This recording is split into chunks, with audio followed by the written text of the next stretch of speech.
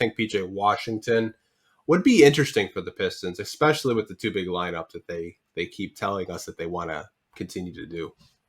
Yeah, so if they were to sign him, what position would he be? Because I know he played more of a 4, kind of a little bit of a 5, but I think he played 5 more last year. And actually, lineups with him at the 5 spot, they were actually a plus.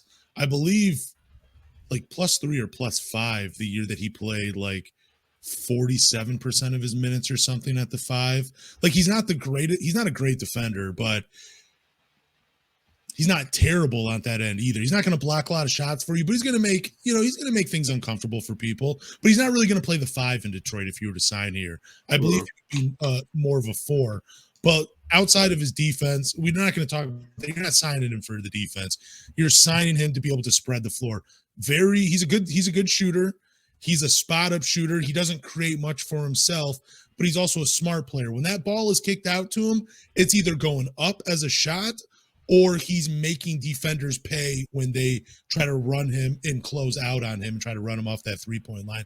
He's also become a much better passer on drives and kicks. So I don't know, the PJ Washington signing, I would actually be really excited for. Like, I'm excited for the offensive side of the ball with him out on that floor, because with him, and again, I believe, like, if you bring in Monte Williams and you bring in PJ Washington, Monte Williams values space. Like, they didn't take a lot of 3-point shots in Phoenix, but they valued space to create those looks that they were getting on offense.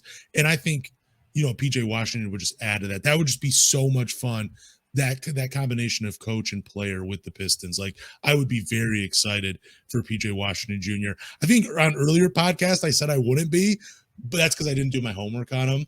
But now that I have, I'm very excited about PJ Washington. What about you, though? How do you feel about him?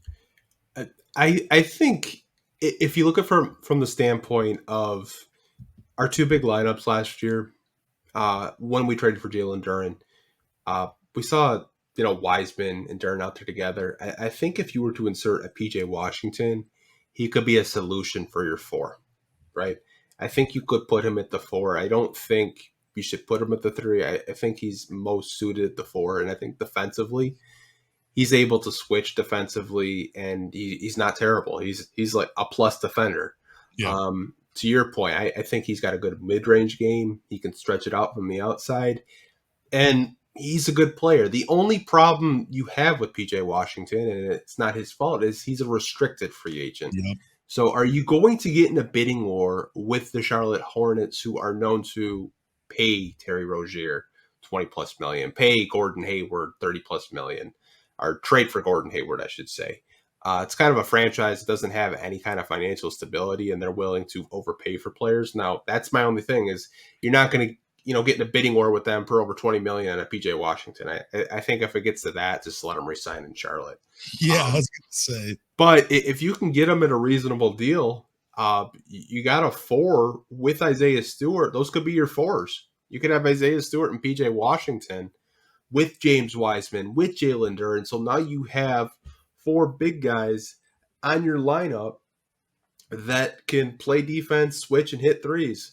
I'm not forgetting Marvin Bagley. I just think PJ Washington would be an upgrade over Marvin Bagley. I know Bagley's a better post player offensively. He's got a deeper bag offensively, but he's kind of a negative on defense. And I think as Pistons fans, we can acknowledge his weaknesses on the defensive end of the floor. I think PJ Washington would be a plus, in my opinion. Oh, it would be a huge upgrade at that 4 spot. Whether you start him or bring him off the bench, I mean, like I said, he shot 34% from 3 this year. He's a career 37% 3-point shooter. That's me rounding up on 5 attempts. That's great to spread the floor and create that space in Detroit, which is what we need when you have Jaden Ivey and Cade Cunningham in your backcourt. So I would be all over PJ Washington, the signing. But you're right, that kind of sucks, because Charlotte most likely matches any offer that comes in. But yeah, man, I don't know, man. I would still pursue it. I really think he's a player that should be on the Pistons radar. And he's young. He's only 24 years old. He will be 25, but he has experience. He's been a solid player for 4 seasons already. And yeah, I would love to see PJ Washington in Detroit. It'd be great.